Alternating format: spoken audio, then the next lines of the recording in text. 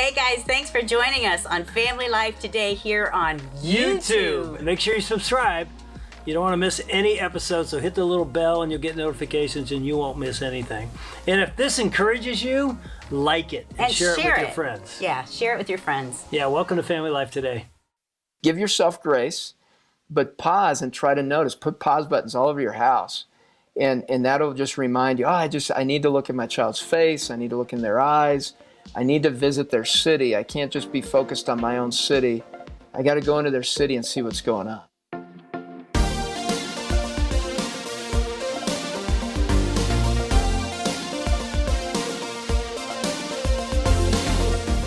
Welcome to Family Life Today, where we want to help you pursue the relationships that matter most. I'm Ann Wilson. And I'm Dave Wilson, and you can find us at FamilyLifeToday.com or on our Family Life app.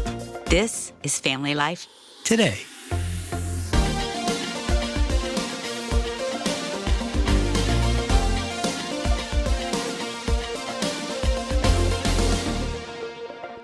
I can't imagine what my stepmom was probably thinking of me when, she married my dad and now she has a son. Yeah. Me. And I was not happy. You were not happy at all. No, I wasn't happy about the arrangement. She was an incredible woman, but, initially I didn't want her in my life. And so it became a difficult transition for all of us. So, I think that's pretty common for most blended families. And, we're going to talk about that today. We got Ron Deal with us in the studio. Ron is the director of Family Life Blended. Ron, welcome to Family Life Today. It's always great to be back with you guys. Thanks for having me. Yeah, and so, what you just heard me say is pretty common. I know you talk about this on your Family Life Blended podcast, which is part of the Family Life network of podcasts. Is that pretty common? Yeah, absolutely. It is. Figuring out how you're going to work together and agree, and sometimes you disagree. And that was the topic of conversation that I had with Danny Huerta for the Family Life Blended podcast. And, one of the things I'm thinking about is you may not be part of a blended family, at least in your home, but you may be connected to somebody in your extended family who is. And so listen for them, for how you can encourage them. But here's the other thing. The principles that we talked about with Danny really apply to all marriages and families. So many times I was talking with Danny and I was thinking, wow, Nan and I could have used this when our kids were younger. So feel free to apply the principles to your life and your circumstances. And so we're going to get to listen to your conversation. Tell us a little bit about Danny. I know he's with Focus on the Family, right? That's right. Danny is Vice President of Parenting and Youth at Focus on the Family. He oversees their initiatives to equip moms and dads with biblical principles for raising healthy, resilient children. He is a bilingual, I should mention, licensed clinical social worker. He's a great guy, good friend, really enjoyed my time with him. He and Heather have 2 children together, and the book that we talked a little bit about is called 7 Traits of Effective Parenting. There's parental influences, whether it be a grandparent or a co-parent in the other household or a new step-parent in the other house or whatever. There are people that are influencing this child that's adding confusion to their world, and the child is acting out of all of that confusion. And here we are trying to shape and mold and come alongside and deal with consequences from the past, from the child's actions or somebody else's actions. And man, it just can feel overwhelming at times. Just right off the bat, let's just deal with that. What does a parent or step-parent do with that overwhelming feeling? Yeah, you want to step back and figure out the real estate that you actually own in that, as far as emotionally and in decisions that you make. That is so important to realize. So I use this analogy, Ron, over and over again in my practice, and it's the analogy of cities. We may talk about that a little later again, but it's the idea that a mom is her own city and a dad is their own city, and they've been built over time. Each one has their own museum, their own history, and sometimes we let people into our museum to know our past, and sometimes we don't. And sometimes we just don't want to have anyone know a certain part of the museum. And then we've got certain parts of our city that people enter into, rough parts, maybe fun parts, maybe some mundane, but just creatively thinking of that.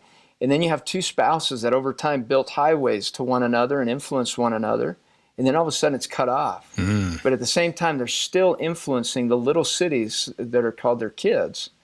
And then a new city comes in, and does things differently. Their culture's different, brand new museum, and they're coming in and starting to build dirt roads to these kids both ways, right? There's a blended family of these roads.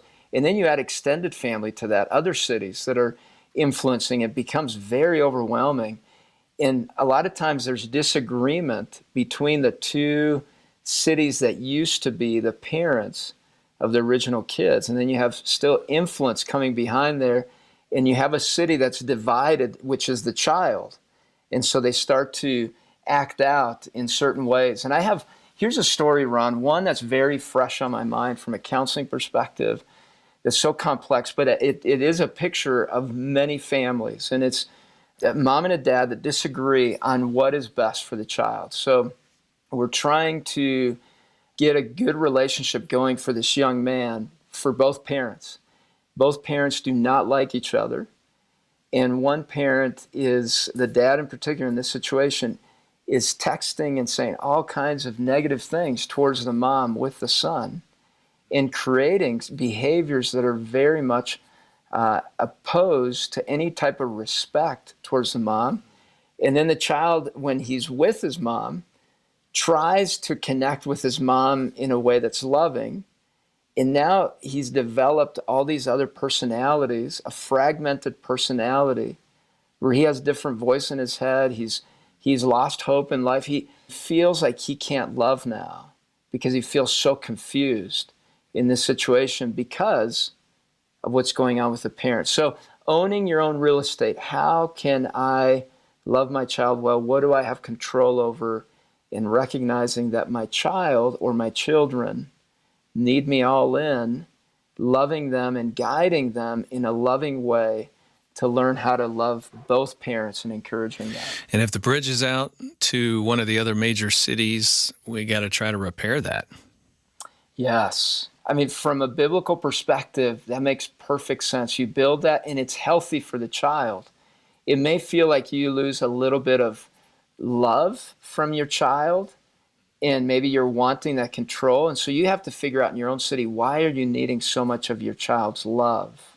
Why is that? What's going on in your city that you're trying to repair through your children that you've lost from your spouse potentially? And that's where you need to go get the help you need and surround yourself with people that can help you repair within your city so you're not relying so much of the input on your kids and not able to encourage their connectedness with the spouse. Now, there are certain situations, right, Ron, where that other spouse is in a really bad spot and you don't necessarily want to encourage that connection. Right. That's so good. I was just thinking there's another application of that bridge analogy. If the other major city is one of the parents, maybe it's a former spouse, maybe it's your parent or step-parent in your own home, whoever you're married to, and there's been a rift between the two of you. You got to rebuild that bridge too, so that the two of you are more on the same page and not putting the kid, back to your example, putting the kid back into a situation where you're manipulating or playing games through the child. That's going to just constantly keep that child in a state of, I don't know who to please. If I'm loving mom, I'm not pleasing dad. If I'm loving dad, I'm not pleasing mom. So repairing that mom-dad connection or parent, step-parent, whatever the case is, it seems to me that would be very important. I agree, Ron. Otherwise, the child's city is going to look like a war zone. Wow. Because you're trying to get at the other parent to let the other parent know how much they hurt you or how much you hate what they did. And the child is the one that suffers. And if you go into their city, there's confusion, there are buildings that are half built, there's a child that is hurting, and parents can't see that because they're just wanting to get to that other city to attack. And so, yeah, you're right. That bridge is key, and that is hard. Yep. Yes. That is hard. Okay, so I want to pull back for a second. I want to chase what you just said. The child is hurting. Danny, one of the things that I hear people do sometimes when they talk about blended families is talk about all the bad news, and they throw out stats and they just leave the stats sitting there. And I got to tell you, if you were a parent or a step-parent in that situation, you would feel hopeless. Things like kids in blended families. Now, this is true. Let me preface what I'm about to say to the listener. This is true, but we're going to get underneath it about why it's true. And that's what's going to be important here. Saying things like kids in blended families compared to children in two biological parent homes, being raised by their biological parents. Kids in blended families have higher rates of aggression and depression and behavioral problems and do a little more poorly in school academically on the whole, in general, compared to kids growing up in a biological nuclear family. We just leave that there as if to say, this is all kids, this is why, blended families are bad, or, all those judgmental messages that come through that are inappropriate and wrong, because the quality of the relationships in any home, single parent home, biological home, adoptive family home, foster family home, blended family home, the quality of relationships at the end of the day has more to do with why we see some of those things in children. It's not the structure of the home that is going to equal where you're going to have a messed up kid, right? I think that is an inappropriate use of those stats. But what I think is more important to do is to get underneath it and go, okay, so sometimes kids in blended families have a reason to be a little more depressed than the average teenage kid. And it's, I think, related to the kinds of hurt that they have experienced, the kinds of transition that's created some instability in their world, in their life, a parent who's not as involved or engaged as a result of parental divorce, for example, and just the sadness and the hurt that comes along with those changes, transitions, unwanted transitions. And so we got to get inside that. I think it's easy for a step parent who's kind of new on the scene to look at their spouse's kid going, man, you got a messed up child right there. No, let's get underneath it. Like, why is that kid hurting? What's going on? What's the backstory? And then what do we do with that? Okay, just react to that, Danny. Is that fitting? Is that a good place for us to start? Oh, it is. I call those that wasn't supposed to happen moments. It wasn't designed that way. And think about that wasn't supposed to happen moments as parents, just a regular day. Yep. You have a reactiveness to it. Yes. And when you have a that wasn't supposed to have happen moment that's so big, it really creates a big reaction in a child's life when their life is lived off of emotions rather than experience. They don't have much experience to draw from, and they assume that life is always going to be this way. They think in terms of, I wonder if my parents are ever going to get back together. I wish they would get back together. I wonder if my dad still loves me because he's gone, or I wonder if my mom still loves me. And so they're wondering these things behind the scenes and interpreting life from those questions. Right. And they're looking for data, right? They're looking for information to help them with all this interpreting that's going on. And on top of that, they have the other pressures, and then they notice the kids that have things intact. They don't necessarily compare themselves with kids that have similar situations. They want that, but they usually notice how much better other people's lives are. And they unfortunately don't get as much of the bids for connection responded to by the parents. They bid for the connection. They're like, hey, pay attention to me. I'm hurting. And over time, they have this helpless feeling that, my mom, she's sad. I don't want to upset her. Or my dad, he's busy. I don't want to bug him. And they don't see their emotions as that important. And so they step back and they start to try to deal with it in their own world. And that wasn't supposed to happen moments start to pile up. And unfortunately, some kids, Ron, the one thing you didn't mention there is that suicide rate is also higher. Yeah. And they think, okay, I don't have any hope. It's always going to be this way. And then they hop out. And I've heard parents afterwards saying, I didn't see this coming, whether it be drugs or other things. And it's because they were so involved in their own world that they missed what was happening in that child's world.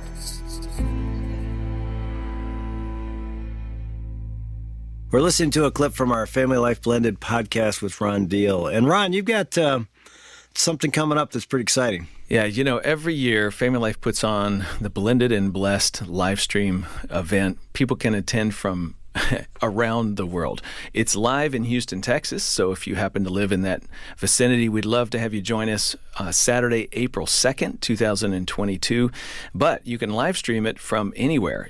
to your home or to your church. Churches gather people together and live stream it so that they can experience the day together. Worship and praise and talking about the practicalities of blended family living. By the way, the event is live streamed into Spanish again this year. I'm so excited about that. So literally around the world, people will be tuning in.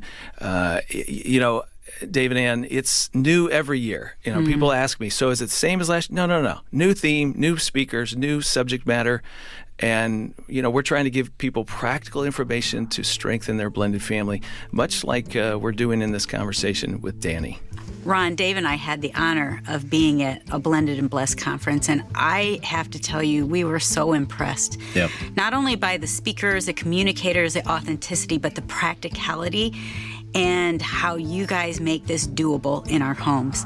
And if you want to sign up for that, you can go to FamilyLifeToday.com. Bids for connection. For somebody who's not familiar with that terminology, explain that a little bit.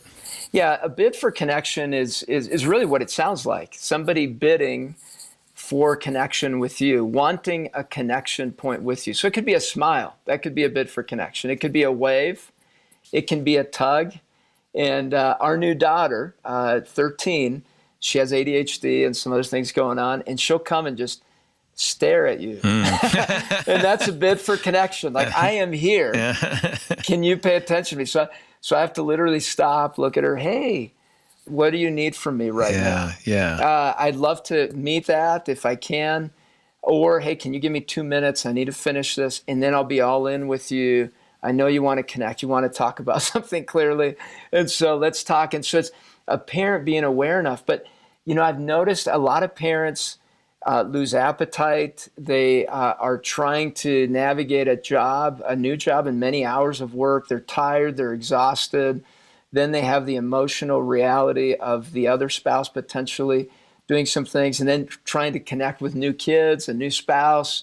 And it's so much that they say, I miss those bids for connection. My child is giving me these hints and I miss them. And so for you, it's give yourself grace, but pause and try to notice. Put pause buttons all over your house. And that'll just remind you, I need to look at my child's face. I need to look in their eyes. I need to visit their city. I can't just be focused on my own city. I got to go into their city and see what's going on. Driving by and waving at the city is not the same as entering the city and going into the park and sitting down and going, hey, what's going on? Yes. and connecting with that. No, that's so good. And I think the other side of this that parents need to understand is that in the midst of the confusion and transition and change, kids often, in my clinical experience, and I'm curious what yours is as well, kids of all ages, young, old, teenagers, even adults, recognize that mom's under a lot of pressure. Mom's trying to figure this stuff out. Mom's got stuff at work. COVID's still in the air. Mom's trying to figure out how to be a stepmom to my step siblings. Now, I don't want to burden her. I don't want to bother her. Or I'm concerned that she's already irritated with me. I don't want to make it worse. So I don't really make overt, easy to understand bids for connection. I either do nothing and hide it and just get isolated and feel more alone, or I do a bid for connection in anger, something irritating. Do you see that in the kids you work with? Oh, yeah, or acting out. Yeah. I mean, it can be in school, acting out. They don't know how to handle the fact that they're not able to bid for connection with somebody that they love. And unfortunately, many teens, their bids for connection go to other friends and other places over time, and then a parent laments the fact that they don't have very good connection with their teens. But that's where the bid for connection now comes from the parent. And you have to be persistent and steadfast in that and not give up, because you already experienced rejection in a spouse. Yes. Potentially, right? That's not all blended families, right. But in the case that's real, the reality that some spouses are rejected, you may already experience those feelings of rejection, then you're experiencing it with your teens or teen, and then you have to bid for connection, putting those fears of rejection aside because you're persistent, understanding that it's not personal. This child's just trying to find connectedness somewhere and stability, and maybe it's finding it in friendships, which is totally normal developmental stage. But you can really step in intentionally and have those bids with your child, planning some consistent things, and over time, your child will enjoy those. But you have to be patient with that. So I think what we're saying here is both prevention and intervention. Prevention for those families that are listening going, well, we don't really have a kid who's acting out. But moving toward your child, seeing their bids for connection, creating opportunities to connect with them, even when they don't seem to be asking for it, is prevention, because that is, at the end of the day, what our kids want most from us. They just want us sitting in the park with them, throwing the Frisbee, being in their city and being a part of them. This is also intervention for families who do have a kid they're struggling with. It's always a good idea to move toward that child emotionally, physically. Now, sometimes they got a stiff arm out and they're really angry and they're not going to let you in because of something that's happened. There's a repair that's needed. But in general, Danny, would you say to somebody who's struggling with a child, always look for the opportunities to move toward them? Yes. Even when there's pushback, rejection, drug use, withdrawal, when they're bragging about everything that they can brag about, they're in their own different way and personality. They're looking and they desire deep down that pursuit, that connection, the affirmation. They're looking for a sense of belonging, a sense of competence, that I'm good at something. Yeah. And so just recognize that as a parent.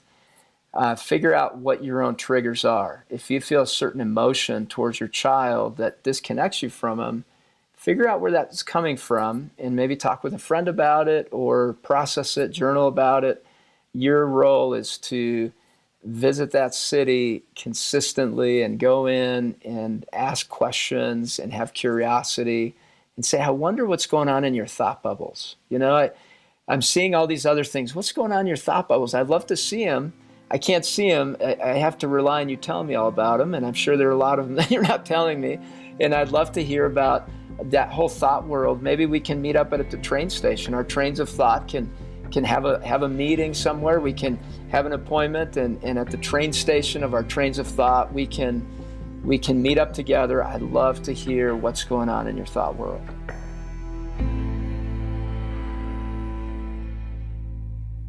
We've been listening to Ron Deal interview Danny Huerta as they talk about, some really, really good stuff in the Family Life Blended podcast. Well, Ron, Danny talked about these bids for connection that our children toss our way, but what keeps parents from hearing the bid and responding? Yeah, that last comment he made was really about connecting, but it's when we don't hear the bid, where we don't connect with our kids. They're looking for time and energy from us, and it happens. And sometimes it just happens because, I don't know, we're busy and our minds are elsewhere, and our hearts are good, but we just sort of don't hear it. But other times it's because we're distracted. And I think we all know one of the biggest distractions these days is technology, our phones. There's a new term. I don't know if you've heard technoference. Hey, it's a real thing. 65% of moms admit that a device regularly or fairly often interrupts their play or their behavioral management of their child. My wife has said that's true in our marriage. Yeah, I'm shaking my head. With my phone. I hate to say it, but for kids, the new sibling they have a little rivalry with is our phones. Wow. Right? And so we just don't hear when they walk in the room and just sort of sit quietly and look at us. That's a bid for connection. We just didn't catch it because we were looking at our phone. We didn't quite understand when they sort of pause around a topic and have some emotion. Well, we didn't actually see the emotion or see the little tear in the corner of their eye or see them, hear them clearing their throat because we're sort of distracted into something that we're involved in. It's like, we've got to discipline ourselves so that we don't miss those little opportunities to connect. Because here's the thing, David Ann, if we repetitively miss those connections, our children hear a big message of, you're not important. Wow. I have better things to do than listen to be with you, be in tuned with you. No, that's not a message we want to send. And they're gonna go somewhere else to get that. They need connection. They'll go find it somewhere else. We don't want that. Hey, you don't text and drive. I say don't text and parent. Yeah, that's a word right there. We should put that above the door in our kitchen. Really? Don't text and parent. Last thing, Ron, what are we going to hear tomorrow from Danny? Earlier he talked about staying in control of ourselves when we feel disrespected, when a child is doing things that really concern us. Well, tomorrow, Danny's going to get very practical about how we actually do that. How do we calm down? How do we stay in control so that we respond better?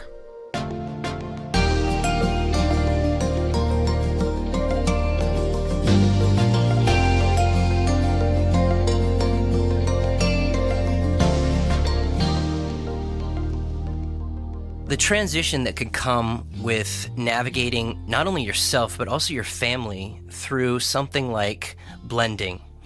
All of a sudden finding yourself with a new spouse, new stepkids, in a new situation, it could be difficult. And Danny Huerta has helped us to understand and navigate that difficult transition. No one's denying that it's difficult at all. But being persistent, being caring, being Christ-like in these situations is often what goes the farthest distance. We just need to keep looking for opportunities to move towards not only our new spouse, but our new kids as well. Blending families is unique, but it's also a tremendous blessing. I come from a blended family myself, and I'm really excited to tell you that the 2022 Blended and Blessed live stream and live event is coming up this April 2nd. You can attend both live at Houston's First in Houston, Texas, or you could stream it from anywhere in the world in both English or Spanish. Our speaker lineup this year are people like Ron Deal, Kathy Lipp, Gayla Grace, Willie, and Rachel Scott. For more information about the Blended and Blessed conference and live stream event, you can register at FamilyLifeToday.com. Family Life is the kind of ministry that wants to help you not only in areas like blending, but also in your everyday life, what it means to pursue the relationships that matter most. And we hear from you regularly about how important it is for resources like these, conversations like these that help all of us think wisely, biblically, and compassionately on subjects like blending. We just want to say thank you to the listeners who make these kinds of conversations possible for all of us. Those of you who are regular partners who donate monthly to support Family Life Today, and for those of you who just make an occasional contribution. Every donation we receive helps extend the reach of this ministry, making it possible for us to regularly interact with more people more often around important subjects like this. You can go to our website, FamilyLifeToday.com, to make a donation of any amount. And when you do, we'd love to send you a copy of The Power to Bless as a way to say thank you for your donation to this ministry. The Power to Bless shows you how to craft a positive, faith-filled blessing to the people closest to you in life and even perfect strangers. We, as God's children, are blessed in order to be a blessing. So again, if you head over to FamilyLifeToday.com and make a donation of any amount, we will send you a copy of The Power to Bless as a thank you. Or you can give us a call at 1-800-358-6329. That's 1-800-F as in family, L as in life, and then the word today. We look forward to hearing from you. If this content today or any of the Family Life programs have been helpful for you, we'd love for you to share today's podcast with a friend or a family member. And wherever you get your podcast, it can really advance the gospel effort of what we're doing in this ministry if you'd scroll down and rate and review us. Tomorrow, we're going to hear more from Danny Huerta as he points us to the fact that the Holy Spirit can guide us when we're reacting to our kids, how we can love them well in the context of disrespect and bad behavior. That's tomorrow. I hope you can be with us again. On behalf of Dave and Ann Wilson, I'm Shelby Abbott. We'll see you back next time for another edition of Family Life Today.